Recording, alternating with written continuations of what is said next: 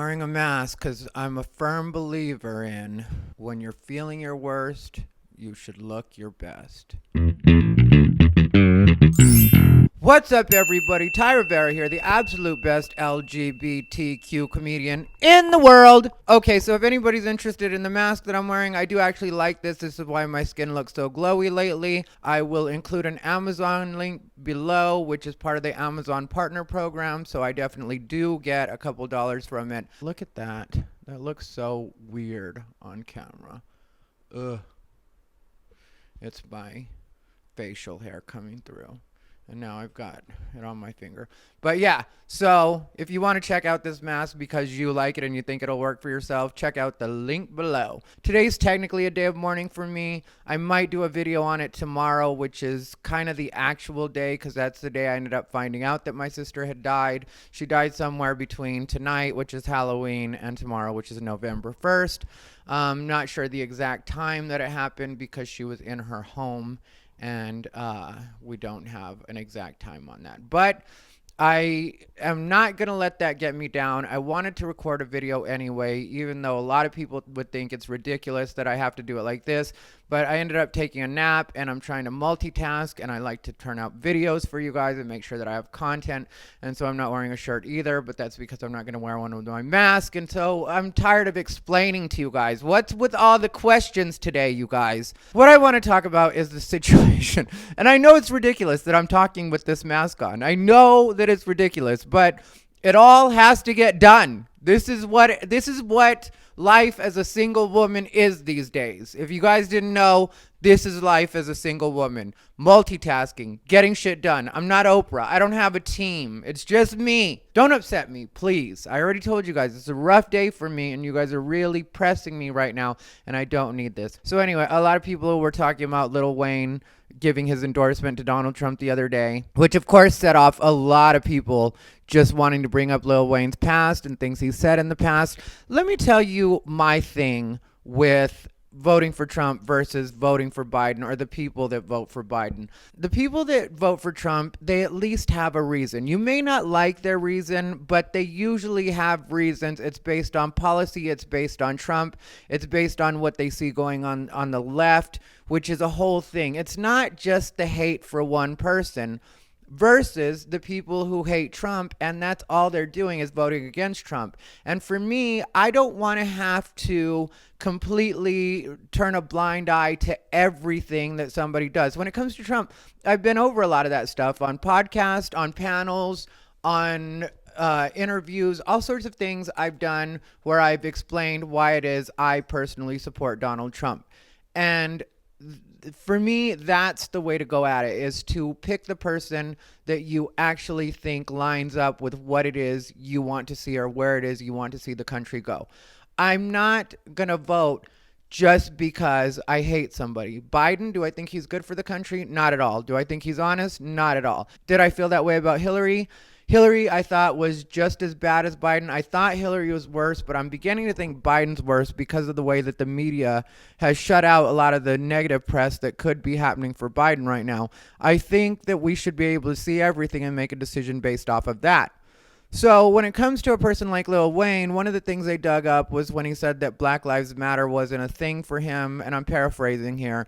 But he just said that it didn't really resonate for him. And I don't think there's anything wrong with that. I get told that all the time about LGBT issues. People ask me about certain issues, and I'm like, yeah, that doesn't really do anything for me. That's not something that I'm thinking about. Even when it came to gay marriage, I've talked about this before, and a lot of people get mad at me for it, but I don't know what's with the always getting mad at people for just saying something that's different from your experience.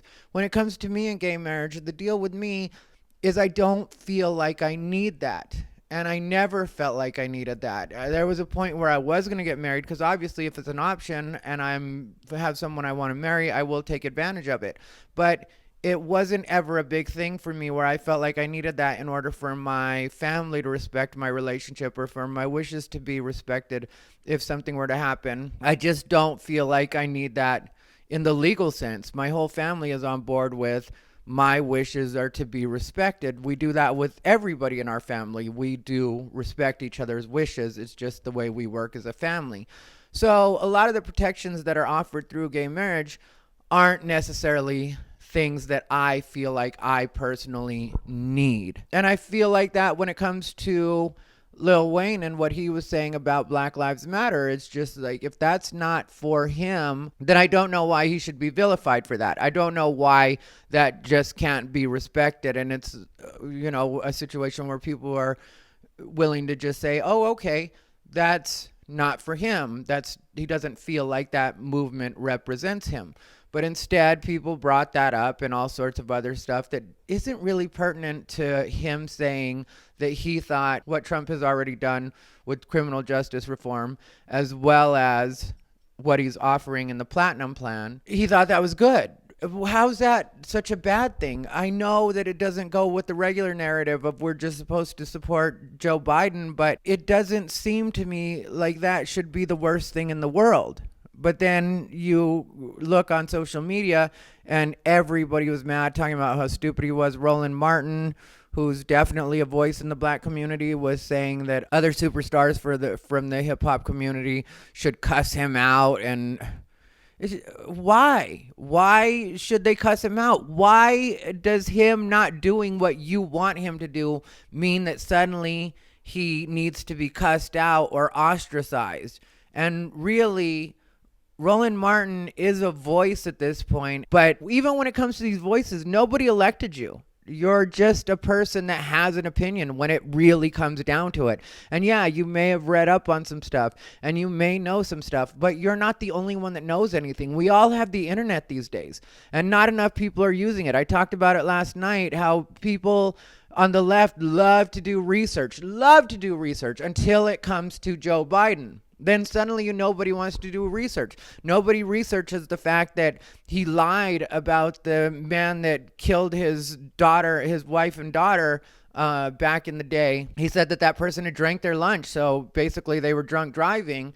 And that has turned out not to be true. There is a Snopes that said that some people say it could have been true, but it's like, it's either true or it's not. Like, he didn't, I read what the police had said about the situation, and what the police said was that he had displayed the behavior of somebody who had just been through something traumatic. And again, I'm paraphrasing, but this is what the police had said that had observed him at the time. So they didn't decide it was drunk driving. You just killed two people, and yeah, it was an accident, but the way the story goes is the wife pulled out in front of an 18-wheeler. The 18-wheeler didn't have time to stop, and it ended up slamming into his wife. Very tragic. I'm not trying to make light of that. I'm not trying to make any kind of joke at all about that. I'm just saying, and I'm sure that was terrible for Joe Biden. I'm not pretending that wasn't. But that doesn't mean that you then make it the narrative that this person was drunk when you don't know if this person was drunk and there's no proof that this person was drunk. Joe Biden also lied about marching for civil rights. That turned out not to be true. At the time, his people told him that wasn't a good idea. He told his people not to worry about it and went with it anyway. It's part of what ended his first presidential run. He says he was arrested in South Africa going to see Mandela, and it turned out that story isn't true either. That also was on a technicality, but he wasn't actually arrested. It's just, I don't like when people shade like that. With Donald Trump, yes, he does have a checkered past, and there are definitely things wrong with Donald Trump. I don't pretend he's perfect. I'm not here to pretend he's perfect. But most people on the right acknowledge that, and we just accept it and we move on. We don't completely turn a blind eye to it and pretend that it didn't happen, which is what I see happening with Biden. And it bothers me that this is the way people think that we're supposed to behave. And if you don't like somebody, you're supposed to completely ostracize them. Last night, I feel like I lost a friend on Twitter. And this is somebody I knew in real life. It wasn't just a Twitter friend. And it's unfortunate because I tried to tell him not to press, because I had posted that, about them not doing research when it comes to Biden. And then he started bringing up Trump stuff. And I was like, you're doing exactly what I was talking about. You're doing that right now. And I really wish you would understand that that's not what this is about. Let's talk about Biden. And there was also a point yesterday where I was on a friend's thread. Flacco is his name. And I like Flacco a lot, but his friends are the dumbest people in the world. His friends are the reason that I don't usually hang out with other Latinos. And that's because a lot of Latinos have this dumb way of arguing where instead of actually debating topics, they'll be like, "Ooh, you're just butt hurt. Your booty hurt right now." And it's, can you be any more ignorant? I'm not butt hurt because you're wrong. That doesn't bother me that you're wrong. And one of his friends was even stupid enough, because I had said, Flacco had said that he was tired of the shutdown. And so I said that Joe Biden plans to shut us down again. And he was like, he's never said that. He's never said that. Not only did the guy say that he never said that, he said that I was just repeating it like some kind of Trump bot, that I was a parrot. And so I played it for him. So if the scientists say, shut it down, I would shut it down. And then he still just tried to be, oh, you're just butthurt right now. And it's like, how's that being butthurt? Actually producing the proof that you asked for.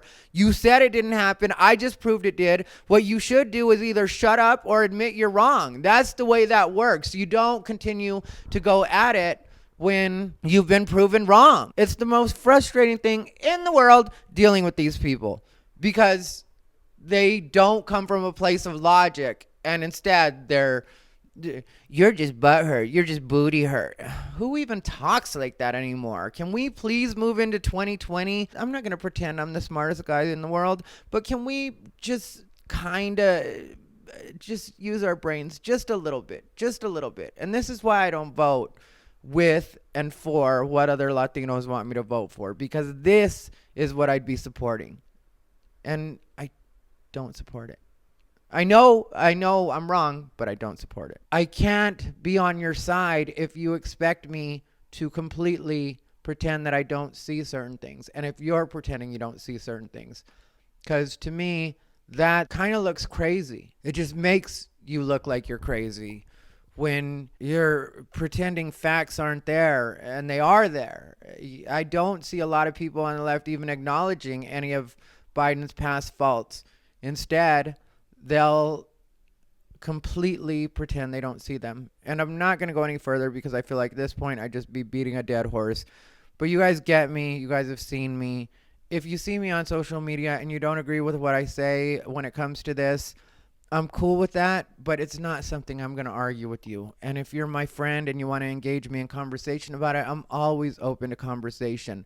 But I'm not going to do the, you're just arguing and saying stuff for the sake of it. I don't have time for that. And I don't think people fully get that. When I say I don't have time for it, I really don't have time for it. And I'm not going to make time for it. There are certain things that I'll make time for.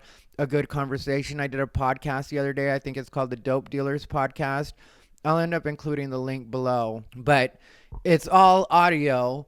It was me, my good friend Nick Guerra, a guy named Jamal that I wasn't familiar with before, and Toby Hicks. And I was the only Trump supporter on, and we were talking about politics and the election coming up on Tuesday. So it was a good experience, but at the same time, it was me and 3 people that are supporting Biden. So every once in a while, I had to be a little bit more aggressive in conversation, be a little bit louder, because when you're quote unquote debating with 3 people that are completely brainwashed the other way and you're trying to inject logic, sometimes they will try to drown you out, and you have to be louder and more aggressive, which is a place I'm comfortable in life. I'm not going to pretend like that's not been a part of my experience or what I've had to do throughout my life, but it is what it is. And anyway, this has been Ty Rivera, the absolute best LGBTQ comedian in the world.